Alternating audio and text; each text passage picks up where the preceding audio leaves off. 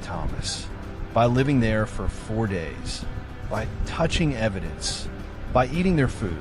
He destroyed the crime scene, and that makes him with a homicide. But detectives now believed the killer could still be out there. The driver's dash cam shows her. Tall, dark hair, baseball cap, carrying a duffel bag. But here's the thing. She wasn't leaving in a hurry. No running, no panic, and had a coded line. A forensic linguist cracks it. The code reads, "She said he's coming back. Who's he?" Marcus refuses to talk, but in a chilling twist, his lawyer says Marcus believed the mansion was promised to him by a woman named Clara. Clara is a fake name. Detectives track the number Marcus had for her. It belongs to a burner phone. Last ping, same cell tower near the Cataluca mansion at 3:12 a.m. The same night the mystery woman was seen on dashcam. Detectives follow the lead to a cheap motel on the outskirts of LA. Room 206. DNA on the sweater matches Robin K., meaning the mystery woman was Robin. But that's impossible, right? Robin was already dead for 4 days when the bodies were found. Except, what if she wasn't? Forensics rerun the time of death estimates. The conclusion? Robin might have been alive for at least 48 hours after Thomas was killed, which means someone kept her inside that house. Then she escaped, and then she vanished. Detectives get a call from an unlisted number. A man's voice says, "You're looking for the wrong person." Click. Caller ID registered to Daniel Cross. When police rush to track Daniel, they find his abandoned car in an alley. In the trunk, a second duffel bag. Inside, a bloodstained gun, and Robin K.'s missing cell phone. The last video on her phone, shot in the dark, whispering Robin's voice. "He knows where I am. I can't get out. If you find this." The video cuts off. Now detectives know Robin survived the first attack. They know Daniel Cross might still be alive. And they know Marcus Trent may have been set up. But here's the most chilling part. The video metadata shows it was recorded 1 day after Marcus Trent was arrested, meaning Robin K. was still alive, while the world believed she was already dead. So, who killed her? Where was she hiding? And why does the last location ping from her phone point directly to the home of a retired LAPD detective, Cross's original suicide report? His name? Frank Mallory, 62, decorated, respected, but with a reputation for bending the rules. Detectives show up at his door. Frank answers in a pressed polo shirt, calm smile. "Come in, officers," like he's expecting them. In Frank's living room, a framed photo on the wall. Him, Robin K., Daniel Cross. It's from 10 years ago. They're laughing at a backyard barbecue. Frank says they were friends of the family, but the current detectives never knew Robin had ties to him. They serve a warrant. Inside Frank's garage, a locked metal storage cabinet. He insists it's old police records. When they pry it open, a black wool sweater. Fibers match the ones found under Robin's fingernails. And under that sweater, a small, bloodstained blanket, the kind you'd wrap around someone to keep them warm. In Frank's office, they find a floor safe. Inside, a burner phone. Call logs show repeated contact with Daniel Cross. After the date Daniel was dead. Even more chilling, the last call was made the day Robin's final video was recorded. Frank's next-door neighbor says she saw something strange. Late at night, a woman, matching Robin's description, standing in Frank's backyard, barefoot, crying. When the neighbor tried to approach, Frank stepped outside, told her, "Go back inside. Family matter." A forensic team recovers partial prints from the burner phone. They're not Frank's. They're Robin K.'s, meaning Robin was alive and in Frank's home, at least for a short time. Detectives piece it together. Daniel Cross fakes his death with Frank's help. Years later, he targets Robin and Thomas. But instead of killing Robin immediately, they keep her alive. Why? Leverage, revenge, or something darker. Frank finally cracks under questioning.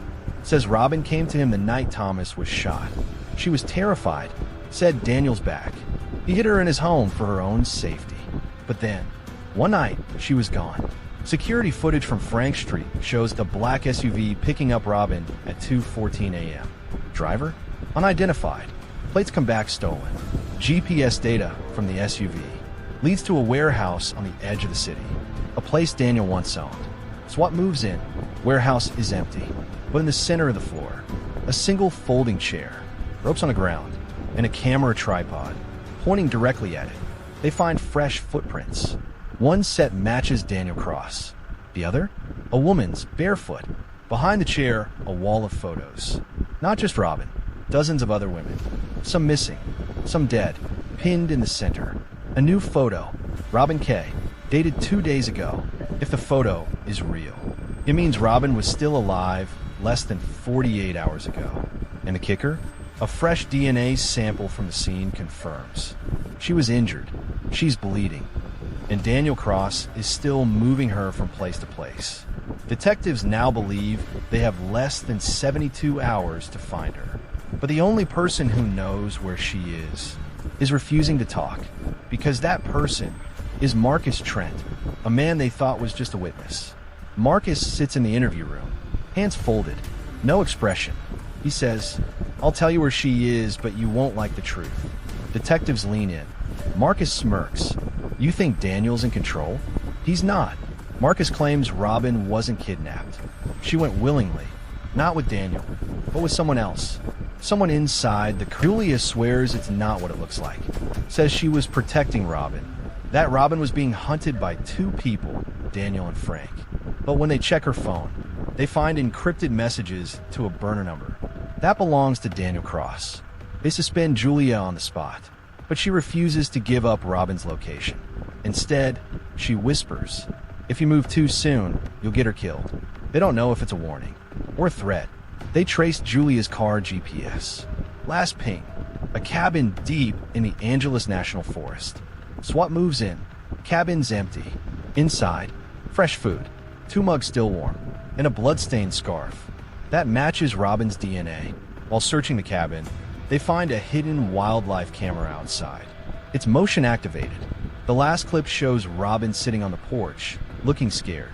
Then, a shadow falls over her. She looks up. The figure steps into view. It's not Daniel, the one moving Robin between locations. The one keeping both Daniel and the police guessing. Ear's edge. They cut the lock. Inside, Robin, hood over her head, hand-bound, shivering. But before they can reach her, a spotlight floods the pier. A deep voice booms from the darkness. Step away from her now. A tall figure emerges. Black trench coat, gloved hands, and in one of them, a silenced pistol. He removes his hood. It's Frank Holloway, the retired LAPD detective. Frank says he's been protecting Robin. From Daniel. From Marcus. From everyone. But Robin shakes her head violently. Through the gag, she's screaming something. They remove it. Her first words, "Don't listen to him. He's the one who shot Thomas." Frank laughs. Says Thomas's death was necessary. That Robin was next. Until she agreed to help him clean up the mess. The mess? A blackmail ring inside LAPD, where Thomas was a willing participant. Frank offers a trade, the truth about the murders, for safe passage out of the city. But before anyone can respond, a sniper round cracks through the rain. Frank goes down, shouts over the radio, "Shooter on the crane." Bullets ricochet off containers. Officers dive for cover. Robin screaming. A shadow moves across the crane. When SWAT gets there, the sniper's gone. All that's left, a single shell casing, and a note tucked inside Frank's coat. "Next time I won't miss." Robin is safe, for now, but Daniel Cross is still missing. And the note's handwriting matches the lead detective, Julia Reyes. Which means the most dangerous player in this game is still inside the investigation. Robin K. has been rescued, but the sniper's note found on Frank Holloway's body matches the handwriting of lead detective Julia Reyes. If that's true, the killer isn't outside the investigation. They are the investigation. Robin's in protective custody. Julia herself demands to be the one guarding her. Captain Miller objects, but Julia pulls rank. "She trusts me," Julia says, and Robin reluctantly agrees. But on the drive to the safe house, Robin sees it, a folded piece of paper in Julia's cup holder. Same paper, same handwriting. 2 words, loose ends. Robin's pulse spikes. Julia is silent, eyes fixed on the road. Her hand hovers over the glove box. Robin knows. That's where Julia keeps her service weapon. A red light. Rain pounding the windshield. Robin makes her move. Unbuckles, slams the door, runs. Julia shouts after her. But Robin vanishes into a crowded street market. Meanwhile, Captain Miller orders an internal review. Only one officer has accessed all the case evidence, surveillance footage, and financial records. It's Julia, and worse. Her bank account shows deposits linked to offshore accounts tied to Marcus Trent. Robin calls Miller from payphone. Breathless. "I have proof," she says. "I saw the note. Julia is coming for me." Miller sets a meeting point. An abandoned subway station. Unmarked cars will be waiting. But when Robin gets there, the platform is empty. Just one figure standing in the shadows. Julia. Julia steps forward. Says Miller's dead. Says she's the only one who can keep Robin alive now. Robin asks why she killed Thomas. Julia's answer? He was going to tell you the truth about who you really are. Julia drops it like a bomb. Your father is Frank Holloway. Robin freezes. Julia smirks. And that means you're part of this, whether you like it or not. Julia reaches into her coat. Robin backs toward the tracks. A train is approaching, fast, just as Julia pulls something out. It's not a gun. It's a black envelope. She tosses it to Robin. Inside, photos of Robin from when she was a child, standing next to Frank. And Marcus Trent. Julia whispers, "You've been in this since day one. And now, it's your turn to choose a side." The train roars past. When Robin looks up, Julia is gone. And in the distance, Daniel Cross is watching from the opposite platform. Robin now knows the truth. Her father, Frank Holloway. Her life, intertwined with Marcus Trent and Julia Reyes from the start. But the game isn't over. The killers are still free. And Robin has decided she's not running anymore. It's been 2 days since Julia vanished at the subway.